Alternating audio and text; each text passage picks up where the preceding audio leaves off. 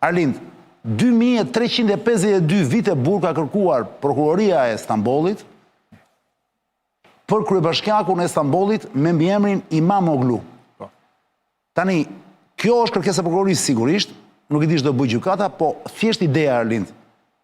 E para, ç'a ndjesie të lë kjo, ku shikon 2352 me 100, ai do të ketë rreth më shumë se 103 vjet kështu akuza, Imamoglu, që duhet thënë ka qenë kryetar bashkie në Stamboll, dhe partia e tij tani është kryeson në sondazhe, në zgjedhjet e ardhshme, kryeson 30, kam duket 33%, 33 gjysmë.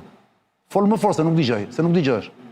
30. Ka 3 vjet, ndërsa Erdogani ka 20 janë ngushtë domethënë. Po ç'në si ka? Ky që pritet dënohet kaq, është ky rezultat. E thash për njerëzit që nuk e dinë. Pastaj do të pyes, jo më kote ka vënë po Erion Veliaj, se duhet të bëj një tranzicion të vinë në Shqipëri. Ç'a ndjesie të la kjo kërkesa e prokurorisë? Tani rasti turk më duket si një lloj larje sapesh brenda sistemit politik në Turqi. Regjimi Erdoganit njëhet botërisht, është një regjim autokratik. Një regjim cilit po i bie mbështetja popullore vit mbas viti. Republikanët turq janë pasardhësit e Mustafa Qemalit, versioni më laik i politikës turke. Po ja dalin dal nga dal të fitojnë mbështetjen e shumicës shoqërisë. Imamogluja ishte kandidati i pritshëm për presidenta të Turqisë, e në këtë kuptim duket tamam si një gjest politik për të dënuar atë që mund ta mposhtë Erdoganin në zgjedhjet e ardhshme. Sigurisht që unë nuk i njoh detajet e procesit për korrupsion. Për çfarë akuzojnë?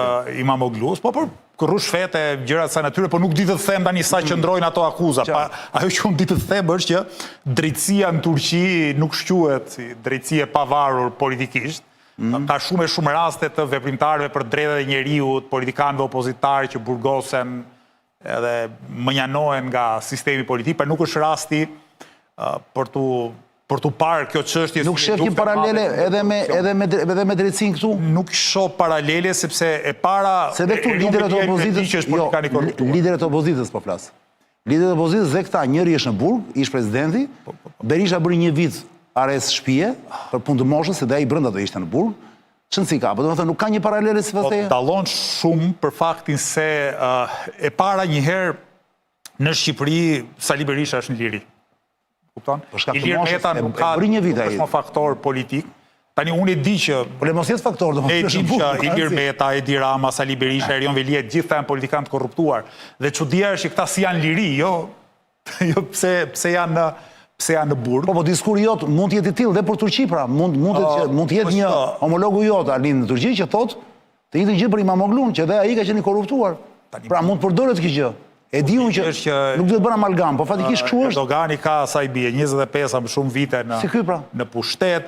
Turqia është një vend që ka përjetuar dhe i grushteti, ka pas masa represive, ka një histori shumë të trazuar, ka një persekutim të madh politik të opozitarëve. Në fakt e kanë pas bërë dhe republikanët dikur me të majtën, tani e bën Erdogani me republikanët turqe dhe me sferët më laike, më socialiste të spektrit politik në Turqi, ndërkohë që ne në Shqipëri vuajmë nga e kundërta. Në Shqipëri personazhet kryesore politike janë liri, janë të amnistuar. Ti sot ke Belinda Ballukun, e cila është zëvendës kryeministre, ka akuzë ndaj saj dhe jo vetëm s'ka humbur lirin, po s'ka humbur as pushtetin. Vazhdon të jetë zëvendës kryeministre, vazhdon të jetë ministre e industrisë, infrastrukturës e gjithçka e tjetër.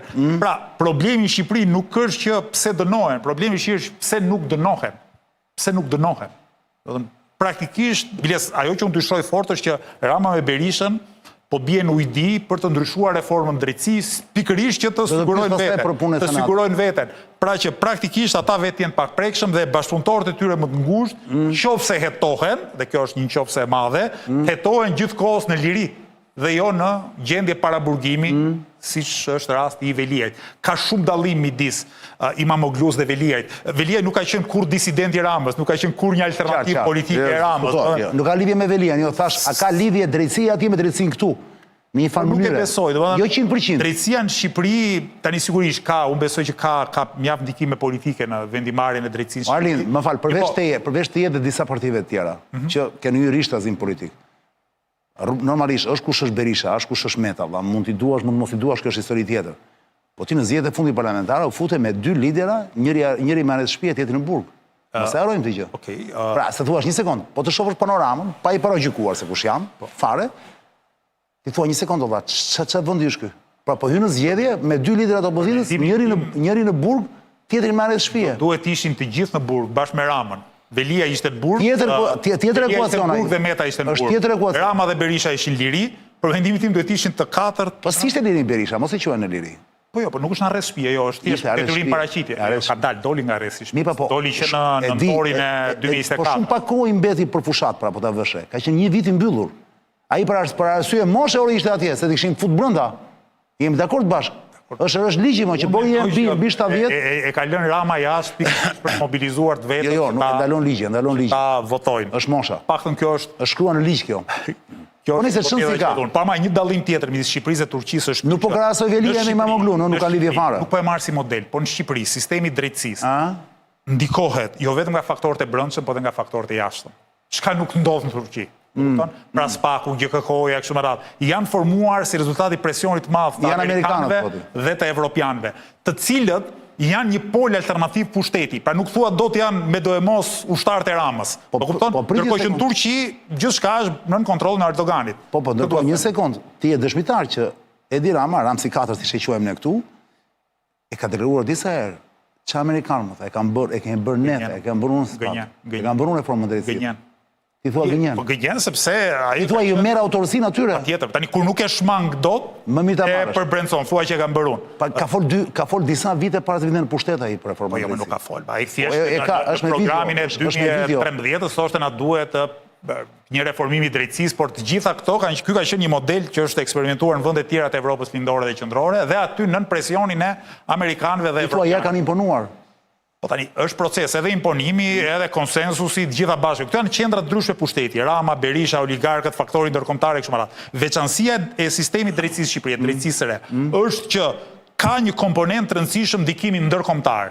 Pra që nuk janë thjesht paktën në të gjitha rastet, nuk janë në të gjitha rastet ushtar të Ramës. Nuk e thua do të kollaj këtë gjë, se ti ishte për këtë gjë, pse do të thrisin Ballukun? Pse do hetoni Ballukun? Pse intereson Ramës që Balluku të ketë akuza për korrupsion? Pra këtu duket që ka ishuj pavarësie relative gjithmonë. Unë shpresoj shumë që prokurorët e SPAK-ut të kenë guximin të shkojnë tek Rama. Nuk jam i sigurt nëse kanë guximin të shkojnë tek Rama apo jo. Por ama tregohet her pas here që ka një minimum autonomie në ishuj të caktuar brenda këtyre institucioneve. Këtë dua të them. Rasti i Turqisë është komplet ndryshe sepse është një shtet fund e krye i kontrolluar nga Erdogani. Arlind, para se të kalojmë te një tjetër aktualitet që ka të bëjë me zgjedhjet në Shqipëri dhe në Kosovë, dhe këtu do flasim pak dhe për anullimin e zgjedhjeve në Tiranë dhe për fitoren, po themi, të Velis në gjykatën kushtetuese, që si mbetet kryetari i Bashkisë zyrtarisht i Tiranës. Jam kurios më thuash, Erion Veliajt, pas saj fitoreje, le ta quajmë jo të vogël në gjykatë kushtetuese, që askush nuk e priste të ndërë, fitoreje e cila ndryshoi rrjedhën e gjërave. Ti sot do ishim për zgjedhje në Tiranë. Ne do dinim sot për qindet sa vota ka marrë ti, sa vota ka marrë i tjetri. Pra, pastaj, a mendon realisht që Veliajt i hapet rruga për të rikthyer fuqishëm politik dhe për qenë pse një ditë pasardhësi Edi Ramës, por para se më japësh përgjigjen, le të shohim çka ka thënë sot Edi Rama në një mbledhje me Nuk e di ka qenë mbledhje me dyert të mbyllura kjo, por ka qenë një mbledhje tjetër, se ai tani bën vetëm mbledhje, nuk ka. Ka qenë njësi numër 5. Ka qenë njësia 5, po. Shikoni se çka ka thënë pikërisht për Erion Velin. Shikoni. Kryetarin e Bashkisë Tiranës e kemi në burg, pa gjyq. Kur kryetari i Bashkisë Tiranës u mor edhe u tërhoq nga zyra për t'u futur në qeli si i para burgosur, unë e thash publikisht që kjo është disproporcionale. Deri kur gjykata e nxjerr fajtor, është i pafajshëm. Duke parë që të gjitha shkallët e gjyqit nuk e nxorën kryetarin e bashkisë që të vazhdoi të kryej detyrën, ne menduam që Tirana nuk ka arsye të paguajë për një kohë gjatë mungesën e drejtimit. Gjykata kushtetuese doli me një vendim tjetër nga Yni, e kanë parë nga një këndvështrim i arsyeshëm, pavarësisht se i kundërt me këndvështrimin tonë. Tani duhet zgjedhin, jepini mundësinë ta ushtrojë detyrën. Bukur, kur të vi atje që të kërkojë të lirohet, që të vazhdoj detyrën, shpresoj që gjykata kushtetuese t'i rri besnike vetes vet dhe t'i japë mundësinë të vazhdoj detyrën. Por deri atëherë ne jemi këtu. Është totalisht hipokrit apo ti sinqer sipas teje? Po, Edi Rama luan, si thosh, me disa porta ose me disa topa.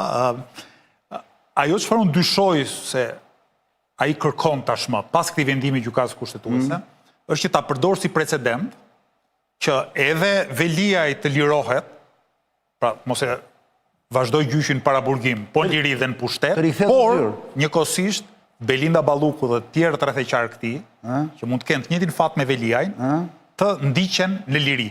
Dhe kjo është ajo që e bashkon në fakt Ilir Metën, Edi Ramën dhe Sali Berishën. Nevoja aktuale që ta kufizojnë gjithnjëherë shumë autoritetin e SPAK-ut dhe të gjithë ata që dyshohen për korrupsion, që edhe mund të manipulojnë prova dhe mund të kërcënojnë dëshmitarët nëse ndiqen liri, të mos ndiqen para burgim, por në liri. Pra, Edi Rama tani gjendet përpara këtij fakti që gjykata kushtetuese i dha drejt Veliaj dhe Veliaj me shumë mundësi do jetë kryetar bashkie deri në 2027. Dakor? Ky është fakti. Që Edi Rama nuk ka ç'i bën për momentin. Tani, ky fakt ka nevojë për interpretim. Dhe në këtë fakt Rama do ta interpretojë në favor të tij, pra do ta përdor si precedent dhe i thotë gjykatës kushtetuese, lirojeni Veliajin tashmë. Po nëse Veliaj lirohet, ai ka kërcënuar dëshmitarët. Ka raste që njerëzit e tij kanë kërcënuar dëshmitarët, ka marrë në telefon nga burgu, ka marrë telefonin e policit për të manipuluar prova. Po nëse Erion Veliaj ndiqet në liri, këtu ka marrë fund reforma në drejtësi, sepse ti mund t'jesh i akuzuar për korrupsion dhe ti vazhdon, jo vetëm t'jesh i lirë, të kërcënosh dëshmitarët dhe të manipulosh provat, po edhe t'jesh në pushtet. Në çdo vend të botës normalisht do të jepet dorëheqje, po këtu s'bet ja për dorëheqje. Po këtu s'jep njëri dorëheqjen përveç se kur detyron Rama me dhunë. Është dhënë në Shqipëri, para epokës së Ramsit.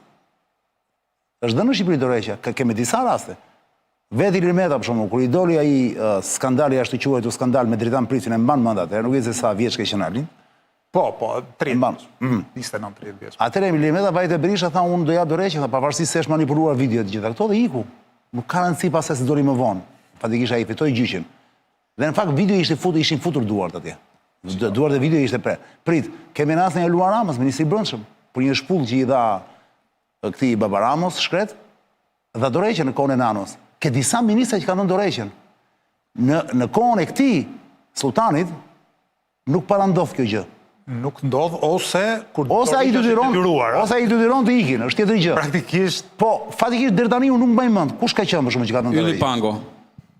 Ylli Pango ka qenë në kohën e doktorit. Po ky ministri, kohën e Saliut, po flasim kohën e Ramsit. Ministri i Brendshëm, ky ish oficeri. Cili? Ish ministri i Brendshëm, më duket për protestat kundër vrasjes së atij djalit nga policia. Kush ishte atëherë se më mend tani unë?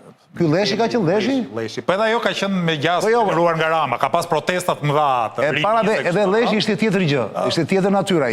Nuk besoj që edhe ai është rasti dorëheqjes shumë nga vullneti apo nga.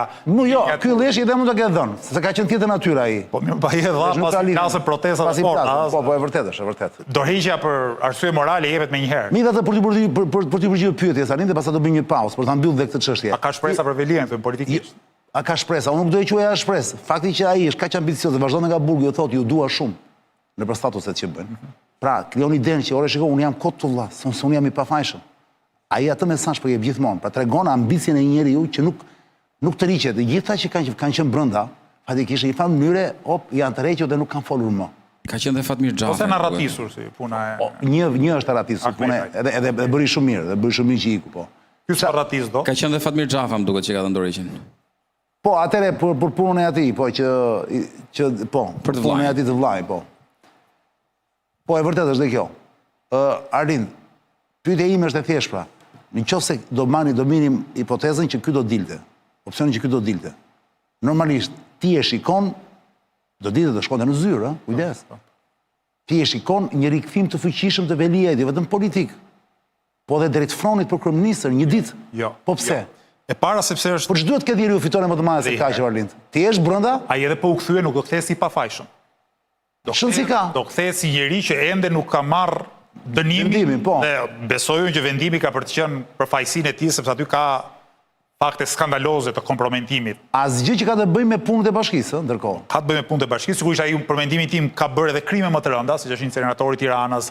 Ai s'është i akuzuar për këtë. Ajo 5 doja drejtorëve të lejet e ndërtimit, pa aty kanë përshtypjen ato janë çështje që implikojnë dhe Ramën. Por ama edhe sot sa është publikuar dosja e Spakut, Erion Veliaj, unë nuk besoj që deli pa fajshëm nga i gjyq. Fakti që mund të kthehet në zyrë, edhe unë këtu dyshoj se mund të kthehet, po gjithsesi nuk e di. Në qoftë po flas. Në qoftë se kthehet në zyrë, prap nuk ka fare peshë politike dhe nuk ka fare autoritet politik. E vetma gjë që ka në dorë Erion Veliaj sot është bezdis Ramën. Po kupton? Patjetër ai Guraleci në këpucën e Ramës që e pengon që ai praktikisht të vërë një njeri tjetër në Bashkinë e Tiranës. Por kaq, pra impakti i tij, karta që ai ka është t'i bëj dëm Ramës. Deri ku mund t'i bëj dëm, unë nuk e di. Në qoftë se është kjo i thuat. Dëmi i plot do të jetë nëse ai kthehet në bashkëpunëtor të drejtësisë. Dhe aty pastaj do kemi gjë që mua më duket e pamundur. Shoj. Se kthimi i bashkëpunëtor ti e dish domethënë. Të pranosh që je dhe ti je fajtor, po. Kur nuk e shmang dot dënimin, atëherë kërkon ulje dënimi, duke u kthyer në bashkëpunëtor dhe duke treguar kë ke sipër vetes. A thua? Tani, në vendet e tjera kjo ndodh. Në Shqipëri s'ka ndodhur ende. A do ndodh? Sigurisht. Në Shqipëri mund të ka ndodhur me këtë rastin e këtij thuaje. E këtij tipit mos si quhet ky që ka mbiemrin e Artinit. Ertin Dumanit e kreu Spakut. Po mirë, ai rast me pagesë, po dakord. Po në këto nivele janë kthyer, në Po flas politikan. Politikan deri tani dhe besoj sepse janë të shantazhuar politikanët, pa lecesh mesazhe kanë. Kujdes po folet i ikën familja, sepse është kjo. Dakord. Po nga ana tjetër ki parasysh diçka, nëse Erion Veliaj del sot e thotë unë kthehem bashkëpunëtor drejtësisë, nuk është e lehtë që ta dëmtosh pastaj, sepse opinioni publik do të shumë i vëmendshëm. Dhe imagjinon dot tani që Erion Veliaj kthehet bashkëpunëtor drejtësisë, vë gishnit e Edi Rama, Spaku nis tetoi Edi Ramën dhe i ndodh diçka Erion Veliajt në burg, do ishte, domethënë, lemeri pastaj, do ishte për tu ngritur. Nuk ka nevojë të ndodhi Erion Veliajt në burg. Po dakord, po njeriu familjar i tij, domethënë. Shko, karakteri publik është mbrojtja. Profili publik, ajo që ti shpall si skandaloze, është që mbrojtja e rëndësishme. Në vende ku ka një lloj ndarje pushteti, po në vende si Turqia dhe Shqipëria, ku ai tjetri merr 2352 vite burg, i kërkon prokuroria, nuk më duket shumë se funksionon kjo. Dakord, është më e vështirë, por duhet të kesh parasysh. Mendoj unë, pastaj kam gabim. Edhe në vende shumë autoritare, drejtuesit autoritarë të shtetit ose diktatorët kanë frikë nga populli, kanë frikë nga shoqëria. Askush nuk është i sigurt në raport me shoqërinë. Pra edhe diktatori më i madh dhe më i egër, ka gjithmonë frikë që aty në shoqëri diçka po zihen, edhe njerëzit mund shpërthejnë. Alind, pas pak sekondash ne do flasim për një tjetër çështje që ka të bëjë prapë me zgjedhjet në Shqipëri, po kësaj radhe duke e krahasuar me ato në Kosovë. Unë kam pasaj një pyetje me ty që dua ta diskutoj seriozisht.